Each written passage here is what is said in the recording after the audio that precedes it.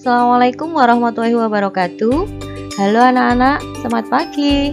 Pada video kali ini kita akan belajar IPA bab 3 pada materi suhu, kalor, dan pemuaian di kurikulum Merdeka kelas 7 bersama saya Budian dari SMP Negeri 3 Pekalongan. Next, kita akan mempelajari materi tentang suhu.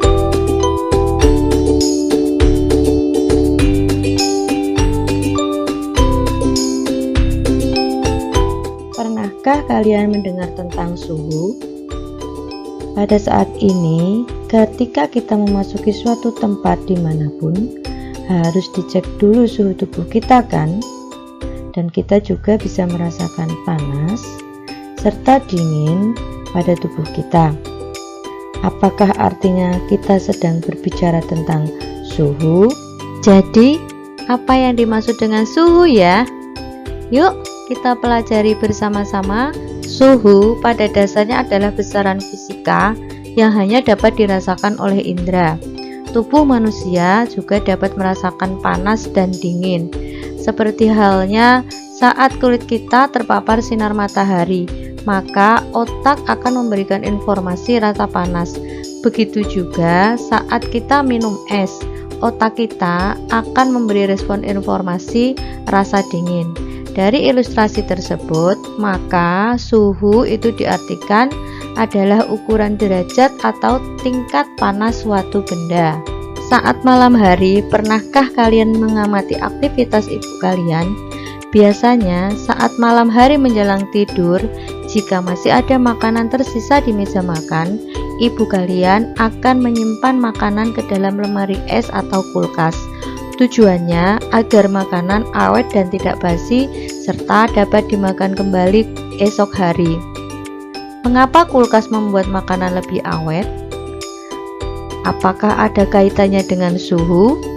Kulkas atau lemari es adalah salah satu contoh betapa pentingnya besaran suhu dalam kehidupan sehari-hari maupun di dalam ilmu dan teknologi.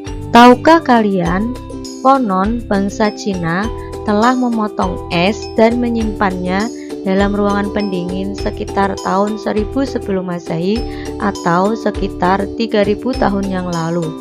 500 tahun kemudian, ide untuk mendinginkan dan mengawetkan makanan dilanjutkan oleh bangsa Mesir dan India dengan membuat bangunan semacam pot besar terbuat dari tanah dan pasir basah yang ditaruh di malam yang dingin untuk memproduksi air dingin di dalamnya. Teknologi mesin pendingin skala rumahan pertama kali ditemukan oleh ilmuwan dari Skotlandia yang bernama William Cullen pada tahun 1748. Kemudian diteruskan oleh Jacob Perkins pada tahun 1834 membuat lemari pendingin praktis menggunakan sistem kompresi ether dan kemudian mematenkan penemuannya. Penemuan-penemuan tentang lemari pendingin tersebut pada dasarnya menggunakan konsep menurunkan suhu pada ruangan atau lemari penyimpan sehingga serendah mungkin pada nilai tertentu. Cara yang paling banyak digunakan adalah dengan teknik evaporasi atau penguapan bahan kimia tertentu sehingga menghilangkan panas pada ruangan bagian dalam. Hal yang sama juga digunakan pada pendingin ruangan atau AC.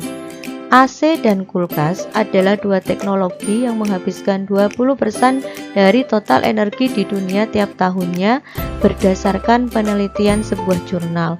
Oleh karena itu, yuk kita sama-sama berhemat dalam penggunaan AC setiap harinya. Saat kita tidak enak badan, kita biasanya akan menempelkan tangan kita ke kening kita untuk mengetahui badan kita demam atau tidak. Demam adalah tanda yang tidak beres dalam tubuh kita. Salah satu tandanya adalah suhu tubuh kita meningkat. Terus, yang dimaksud dengan demam itu apa? Apakah ketika suhu tubuh kita panas, atau hangat, atau bahkan panas sekali? Indera kita memang dapat digunakan untuk merasakan seberapa panas tubuh kita. Namun, masing-masing indera dari satu orang dengan orang yang lain tidak sama. sehingga indera tidak dapat digunakan sebagai acuan untuk mengukur suhu. Lalu, bagaimana cara kita untuk bisa mengukur suhu tubuh dan suhu benda-benda yang lain dengan akurat? Untuk itulah, suhu harus diukur dan dinyatakan secara pasti dengan angka serta alat ukur suhu yang memiliki skala atau ukuran. Jadi, mengapa kita memerlukan alat ukur suhu? Suhu harus diukur dan dinyatakan secara pasti dengan angka menggunakan alat ukur yang memiliki skala. Salah satu contohnya adalah pada lemari pendingin atau kulkas. Agar kita dapat menggunakan atau menyimpan makanan di dalam kulkas, maka suhu di dalam kulkas harus diatur pada angka yang tepat. Begitu juga saat kita memasak daging, agar daging yang sudah kita masak aman untuk kita makan, maka kita pun perlu mengukur suhu saat memasaknya. Dari informasi tersebut, maka kita memerlukan suatu alat ukur yang telah teruji dan diakui untuk mengetahui informasi nilai suhu yang akurat. Alat ukur tersebut dinamakan dengan termometer. Mengapa kita perlu mengetahui tentang skala suhu ya? Yuk, kita belajar bersama. Nah, contoh pada artikel yang tertera pada gambar adalah salah satu pentingnya kita memahami perbedaan skala suhu yang ada dan diakui oleh dunia. Kita juga perlu mengetahui skala suhu apa saja yang disepakati oleh seluruh ilmuwan dan masyarakat di dunia. Tujuannya adalah agar kita tidak terjadi kesalahpahaman yang fatal berkaitan dengan derajat panas yang dimaksud sebenarnya. Ilmuwan yang terdapat dalam artikel adalah Daniel Gabriel Fahrenheit atau yang dikenal dengan Fahrenheit. Beliau adalah seorang ilmuwan yang berasal dari negara Prancis. Secara kultur, budaya, informasi mengenai suhu di benua Eropa disampaikan melalui skala Fahrenheit. Masyarakat di sana lebih mengenal rasa dari derajat Fahrenheit. Jadi, jika kita berkunjung ke negara Eropa atau negara Amerika, maka kita tidak akan menemukan informasi suhu dalam skala Celcius seperti yang ada di Indonesia. Kita memerlukan ukuran pembanding atau yang dikenal dengan skala suhu. Skala suhu menunjukkan seberapa besar nilai suhu benda yang sedang diukur. Agar semua orang di seluruh dunia dapat menyimpulkan nilai suhu yang sama, maka diperlukan skala suhu secara internasional yang disepakati para ilmuwan dan diakui di seluruh dunia. Bagaimana cara menetapkan skala suhu ya? Apakah kalian ada yang tahu? Ada 3 cara dalam menetapkan skala suhu, yaitu yang pertama, pada saat menetapkan skala suhu, maka orang perlu menentukan 2 peristiwa di mana suhunya ditetapkan terlebih dahulu. Yang kedua, 2 peristiwa tersebut harus dapat dihasilkan ulang secara mudah dan diteliti dimanapun berada.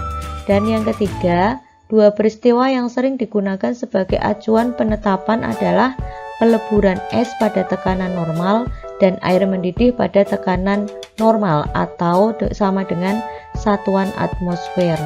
Cara kita menentukan skala suhu termometer, kita bisa menentukannya dengan percobaan seperti pada gambar.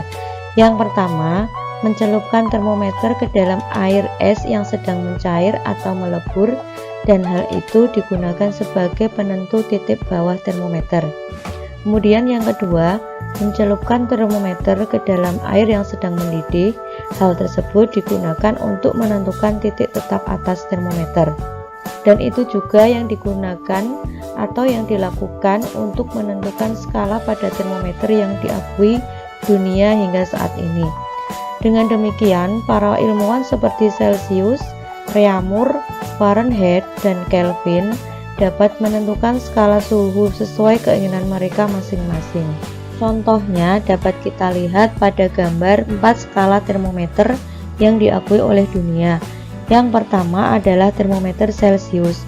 Untuk titik tetap bawahnya berada di skala 0 derajat Celcius dan titik tetap atasnya di skala 100 derajat Celcius, sehingga termometer Celcius mempunyai rentang skala 100. Yang kedua adalah termometer Fahrenheit.